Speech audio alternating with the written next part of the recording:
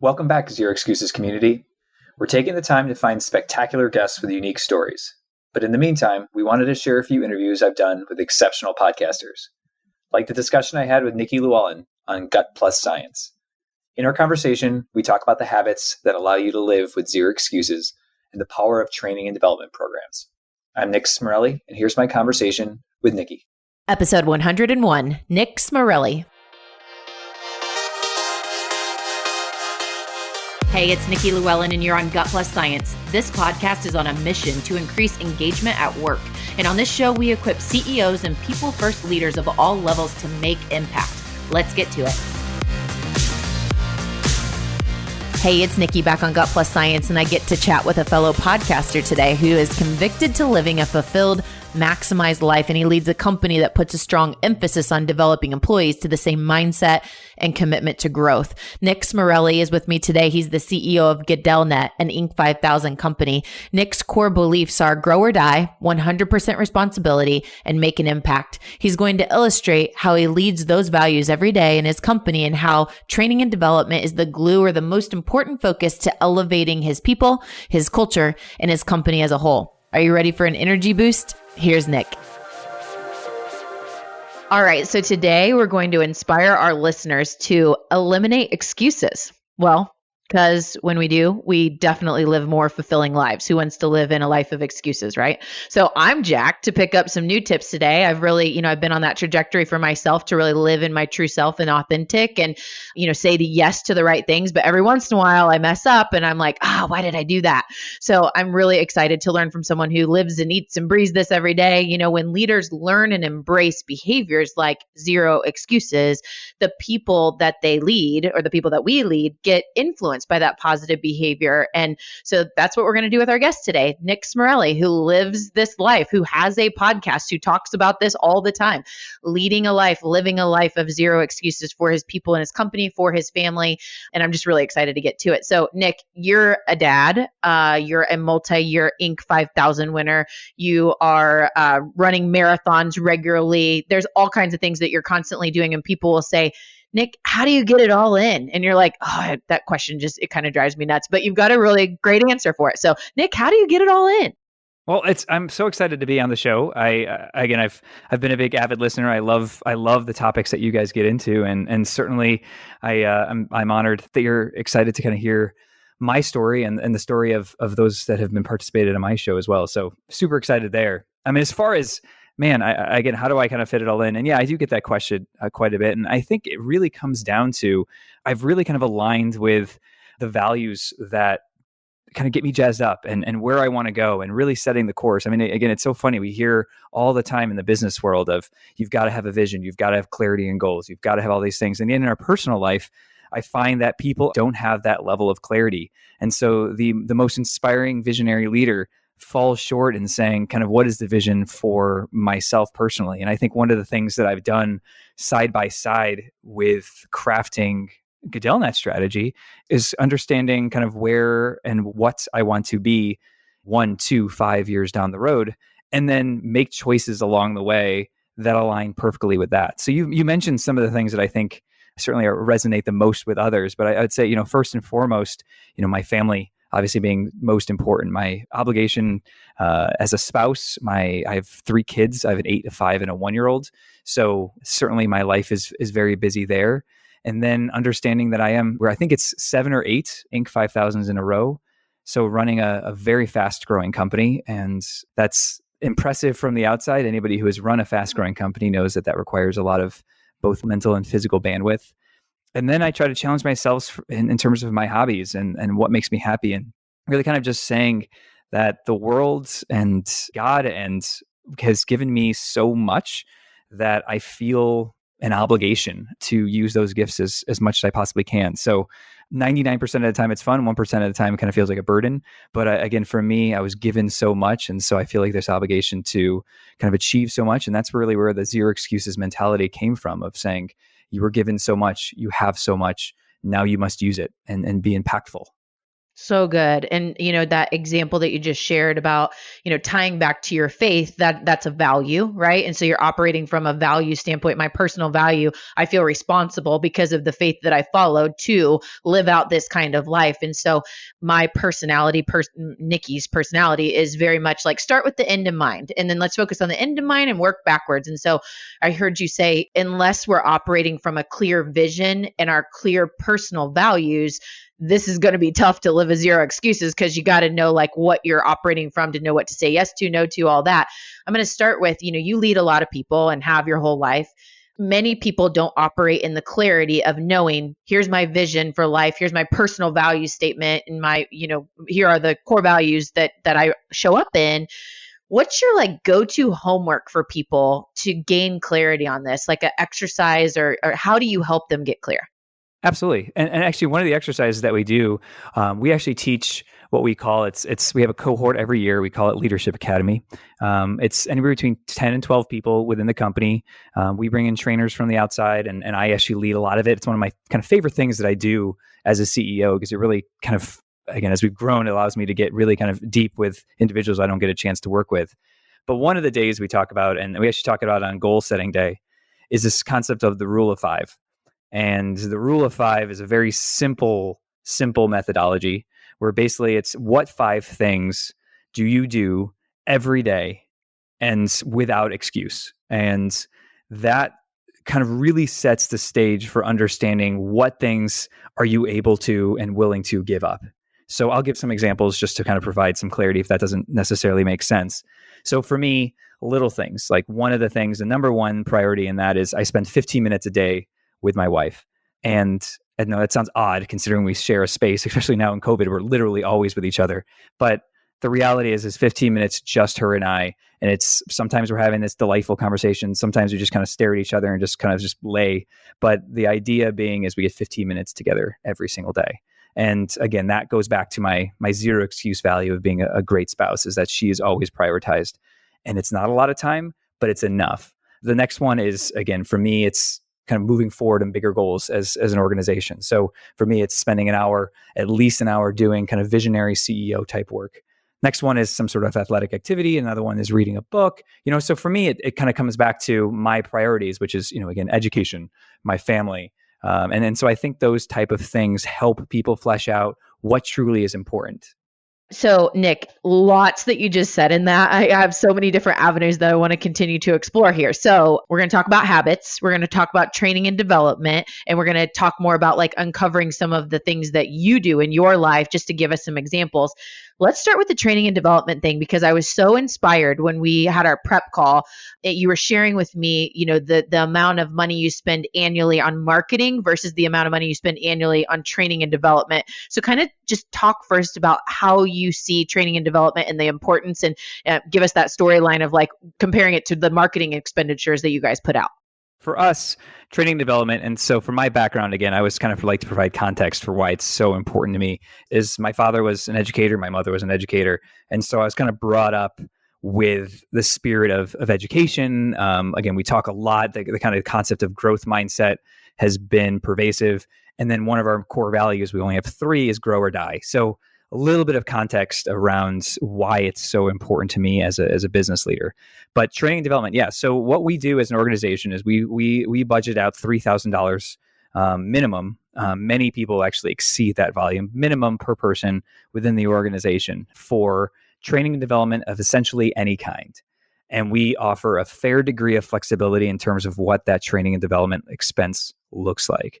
And we do a lot of it internally. I mentioned Leadership Academy a little bit earlier in terms of kind of what we do to provide an internal academy around developing and building future leaders. 100% of our managers came in as individual contributors, technically speaking, myself included. So for us, that vision of building our own management team has been huge. I've not brought in a manager from the outside to lead people. And so we have taken that on as part of our responsibility to our team.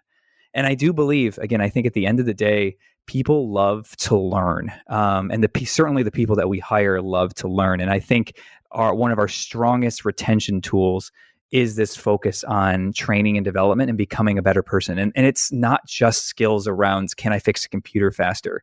It's a lot of soft skills. It's everything from how do I give better presentations to email management to how do I set goals and how do I create a better mindset or how do I handle stress better through, again, more strategic technical training. So we really offer some flexibility there. And we do have a marketing person. Again, part of our growth strategy is through a minor amount of marketing. But again, if you look at the best practices for IT solutions companies and what percentage of their sales they should be spending on marketing, we're probably about a 50th of that. So we spend, again, I mentioned the $3,000 per person. That averages out to about $400,000 a year we spend on training and development. We actually have a training development manager as well that handles what we call our IDPs, which is a annualized individual development program process where we kind of say, hey, where do you want to go and how are we going to help you get there? And then the zero excuses mentality comes on top of that with saying, we are going to help you get there, but it's your responsibility to actually take action on that. But again, our marketing budget, I think we spent about $120,000 last year. So what is that? About a fourth or a third of the total training and development expense. And again, we our Inc. 5000, I think we grew 150% over the last 2 years. So I think the strategy is working, and I think it truly shows that you can say you invest in people, but then when you put dollars towards things that are unrelated to people, it sends a different message to both your team and as well as to the marketplace. And so I think for us, we've really invested in that team, and it's really resonated with our client base. Talk a little bit more about how, as an organization and the culture that you've built for your company, you really, as a platform, embrace as a whole, all your people embrace this culture of zero excuses. Can you talk about the habits and maybe some of the things that you do in, Leadership Academy and in your training and development? What are the core foundational pieces that have allowed you to get to that place? No question. And I think we're still learning and still evolving that whole process. One of the first things that we start is we read a book called QBQ. It's question behind the question. It's a very simple book. If it takes you longer than an hour to read, then you're taking your time or you're distracted. I mean, it's a very easy book. And the foundation of that is essentially it's kind of how do you control your reaction to things and really creating this sense of, again, there's a psychological principle called this kind of internal locus of control and this idea of I own my own outcomes. And so a lot of times, again, as CEO, the good thing about my job is I get to choose generally the strategy we're heading, but my team doesn't. And so I want to make sure that they feel that they can control their reaction to certain things and feel empowered to get things done. One of the big things that I say as part of we do a company state of the company every quarter is if there is a problem that you are bringing back to a spouse or a partner, and you are not creating a committee, asking for a budget, or getting people rallied up to solve it, that is your fault. It is not mine. And I think from a leadership capacity perspective, it is a breath of fresh air for me to know that being CEO and kind of it all stops with me, is that I am not necessarily responsible for identification and fixing of every single problem in this company.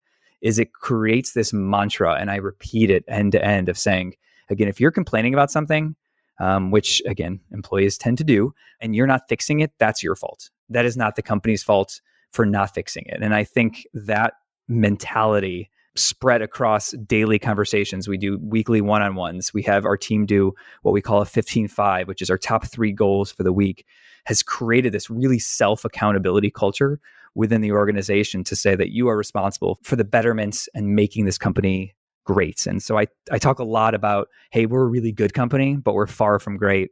And it's our team's responsibility to get us to great. And I think just repeating to the point of nauseam these concepts, we've really kind of established individuals who are really bought into that as a mindset. Wow. I'd love for you to touch on, and I feel like this is kind of a loaded question, kind of break it down how you want to share with us. So you've got the Leadership Academy, which is your platform where you're constantly taking people that have come in as individual contributors and put them on a trajectory to leadership, which is awesome. Then you have a lot of other training and development that is happening throughout the organization outside of the Leadership Academy.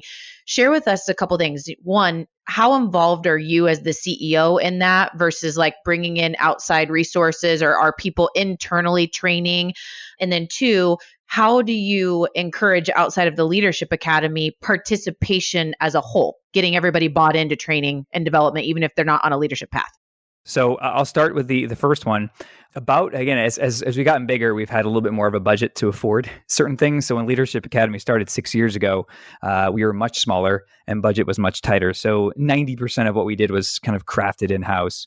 This last one, again, we bring in. So I'll kind of give some context to what we talk through.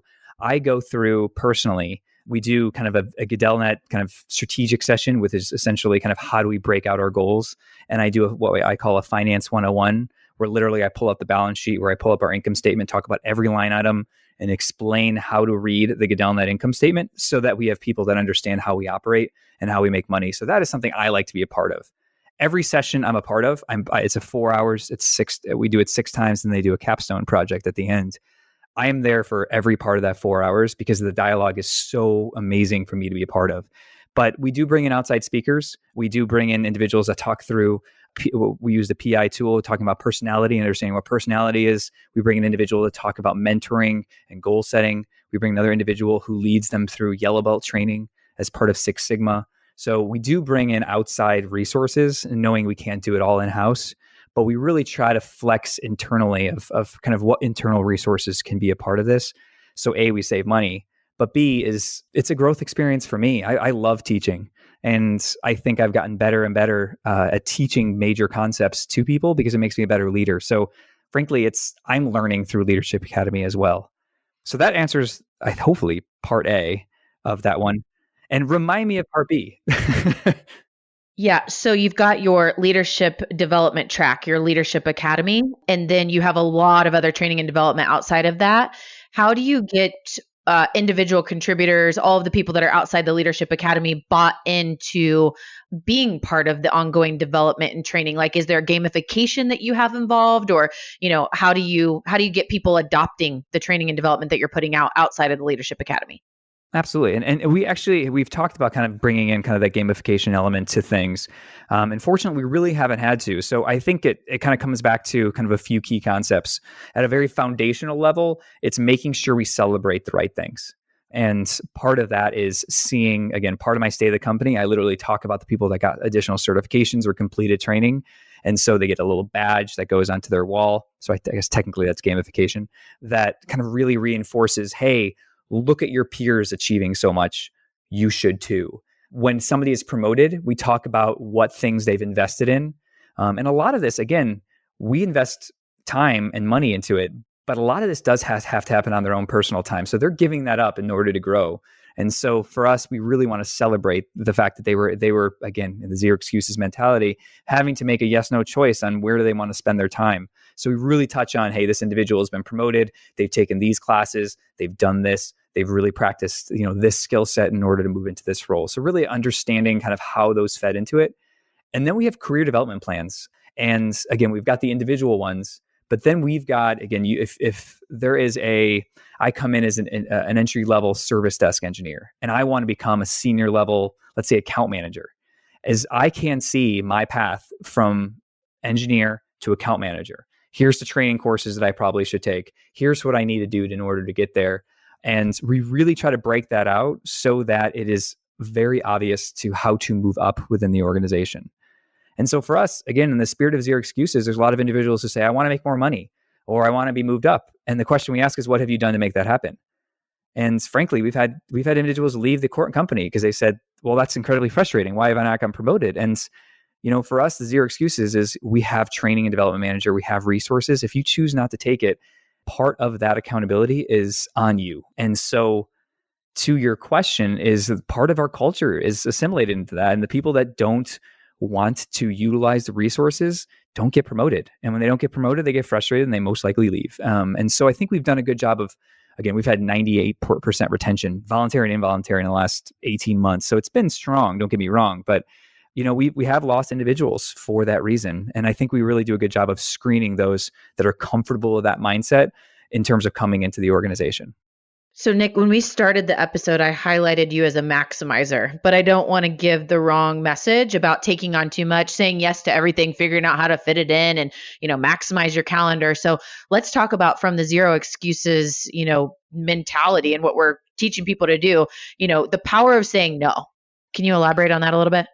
Absolutely. And I'm going to give, again, I'm going to take a different direction only because there's a recency effect of an article I read this morning, but I really feel like it really hit home, especially in kind of what we're going through with COVID, limited budgets, is the example of Southwest Airlines. And I feel like I am the Southwest Airlines of human beings, is what Southwest Airlines has figured out is what is the most important things. And they've tripled down on those. And then the rest of it, they said, meh, who cares? So for them, it's this customer service, it's this on time, and some of those kind of key things. And they've tripled down on making sure that they don't screw that up. But the reality is the in-flight experience is meh. It's fine, but they really stinge out there. And I feel like I love that as a mentality in terms of kind of even running your business is you've got limited resources. What is the most important thing to either your employees or your clients? But for me is the recognition of what's important to me, and everything else has to get fallen across is you can't be great at everything. So really understanding the order, again, not only having your strong values, but the order with which those values lie is understanding that, for me, family comes first, Gedelnet comes next, my hobbies come third. And so understanding, okay, this is a decision point that I have to make. Do I say yes to this or do I say no to this? And for me, it's understanding the weighted average against those particular values. Does this help further the cause? And if it doesn't, frankly, I say no to it. And I've gotten really good at saying no. And I think a lot of people have kind of looked at, having a yes culture, or you looking at, you always say yes to opportunities. And while I believe firmly my life experiences have been dictated by me saying yes, it's because I was thoughtful about which yeses I agree to and say, does this further a future vision? Quitting my job at Ingersoll Rand 10 years ago, where I was making fantastic money, to take a job at Gedelnet, where literally I made $0 for the first 2 years, that was a yes. And I'm so obviously happy that I did that, because my vision for myself was I wanted to create an organization where I bet on me, where I wasn't beholden to others. So I knew that saying yes there made sense. But that doesn't necessarily mean you say yes to everything. And so for me, it's really, truly understanding what that looks like.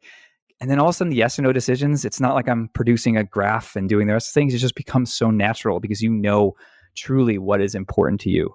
And that makes life so much more enjoyable. There's none of this fear of missing out. There's nothing else, because you have such clarity on where you want to be and how you want to get there.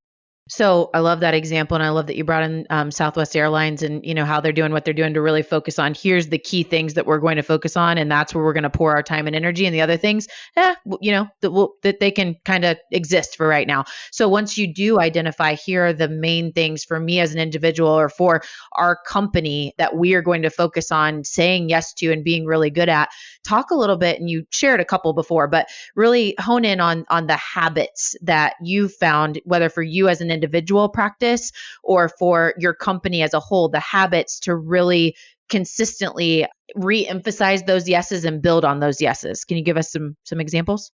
So I'm going to address your question kind of starting at the way that I look at it for the company. And I think it really parallels the way that I really run my life from a personal level. So again, we follow EOS, which is kind of part of the book Traction, which means that we live in a 2-year goal, broken down into 2 1-year goals, broken down into 90-day goals, and then broke it down into week-long goals.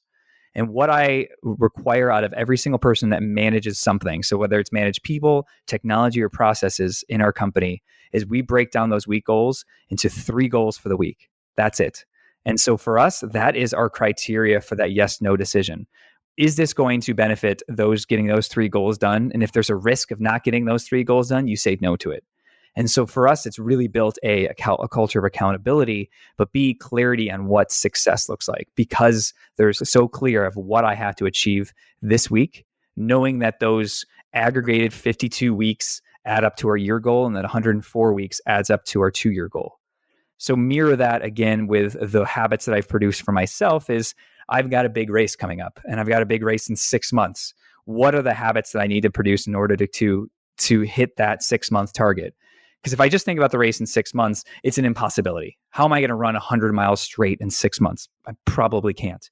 But what I can do is I can run a 50-mile week this week, and I can run a 52-mile week next week. And so it breaks down big goals into small goals. So I guess, again, if there's a key learning here is understand where you want to go, and then try to create the smallest goals that you could possibly create so that A, you can be nimble, but B, you get that kind of immediate sense of success around how do I say yes and how do I say no? And so for me, it's, again, the rule of 5 really being kind of the mantra there is how do you break down a year-long goal into 365 little goals?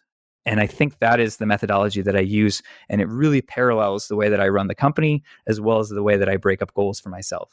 Nick, this time together today has been awesome. You unpacked so many things about how to prioritize, the habits to have, what holds us back from fulfilling the things that we said we were going to do. It all goes back to, it wasn't true to ourselves. Like it's not in our core values. That's truly the motivator behind it. It's the why behind what we do. And just thank you for all of the tips and insights that you shared with us today. This has been an awesome episode, and definitely want to encourage people to go check out your podcast, which we'll put a link in our show notes, which is all about, every episode is about how to eliminate excuses. So this has been so great. We're going to take just a quick break for our sponsor today to share their message. And we're going to come back to our lightning round where we'll get to learn just a little bit more about you. We'll be right back. As we transition into the new normal at work, it is imperative to start thinking about creating a safer work environment for employees.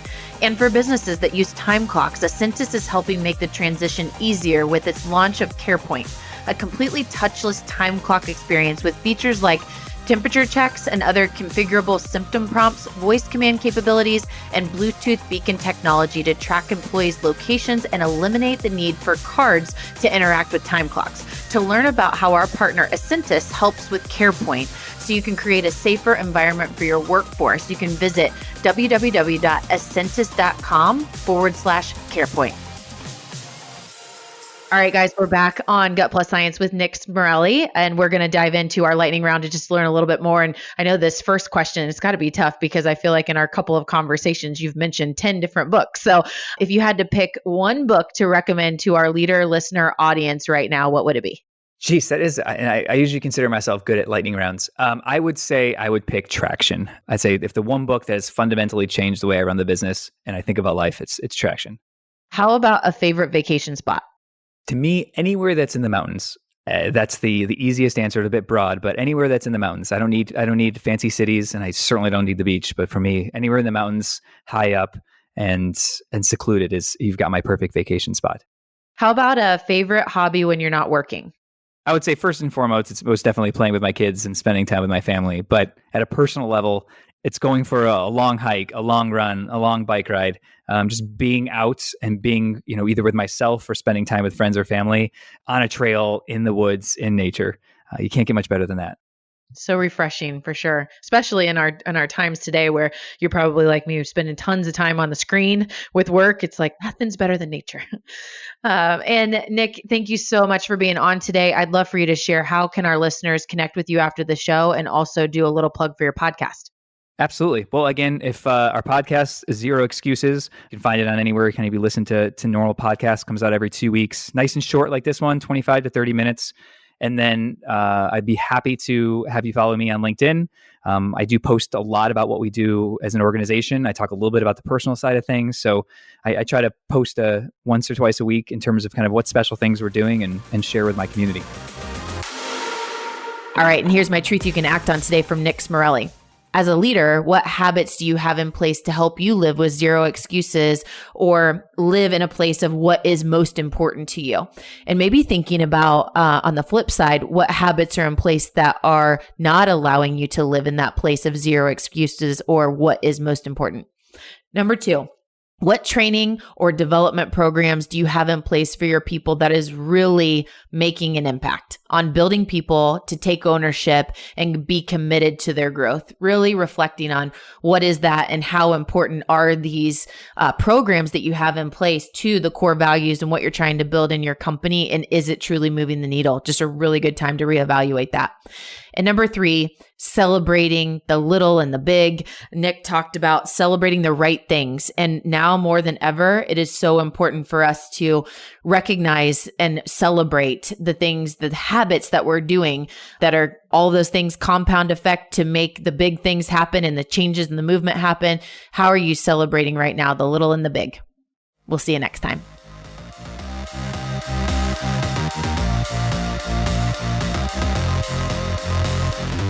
We just left the world a little bit better. Now go do something with it.